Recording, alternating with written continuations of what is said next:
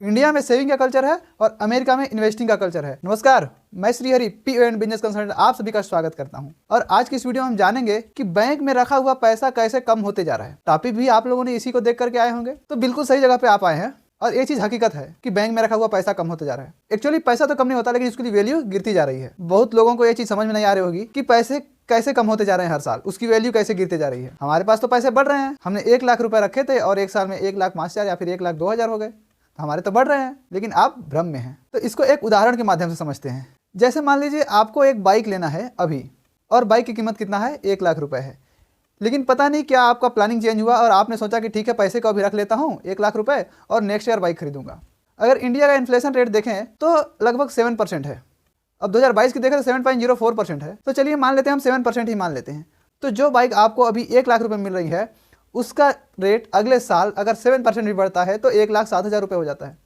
और आपका जो बैंक है वो इंटरेस्ट रेट आपको कितना दे रहा है, तो 2.5 से लेकर 5.56 तक हाईएस्ट है। और आपका इन्फ्लेशन रेट कितना है, 7% है। तो जो आप 1,00,000 रुपये पैसे रखे हैं अगले साल के लिए, तो आप बैंक में रख दिए, तो बैंक आपका इंटरेस्ट लगा करके अगले साल कितना देता है, तो एवरेज हम 4% पकड़ के उसको चलते हैं, तो अगले साल जो बैंक में रखा हुआ पैसा हो आपका कितना हो जाएगा, 1,04,000 रुपये होता है। लेकिन इधर जो आपका बाइक का प्राइस है वो इन्फ्लेशन रेट अगर 7% भी देखा जाए एवरेज, तो आपका बाइक का रेट कितना हो गया, 1,07,000 रुपये हो गया। तो इसका मतलब जो आपने पैसे रखे थे उस पैसे में आपका बाइक नहीं मिल रहा है, यानी कि आपका जो पैसे हैं वो 3,000 कम पड़ रहे हैं। तो क्या हुआ, आपकी पैसे की वैल्यू कम हो गई, आपको 3,000 और इकट्ठा करना पड़ेंगे। तो इसका मतलब क्या बोल सकते हैं, पैसे कम ही होते जा रहे हैं, आप कटिंग होते जा रहा है, सेविंग नहीं, सेविंग होते जा रहा है। तो इसको ओवरकम कैसे करें। तो और बहुत सारे लोग सोच रहे हैं भाई मैं बैंक में पैसे इसलिए रखे हैं क्योंकि भाई मैं इंटरेस्ट रेट मिलेगा, इसलिए मैं सेविंग अकाउंट में रखा हूँ। तो अब क्या करें, तो पैसे हमारा वैल्यू कम होते जा रहा है, तो अब क्या करना चाहिए, हमें कहाँ करना चाहिए। तो अगर आप सोच रहे हैं कि मेरे पैसे बढ़ाने हैं, तो पैसे वहाँ रखिए जहाँ जिसका इंटरेस्ट रेट मिनिमम 12% से ज़्यादा हो हर साल।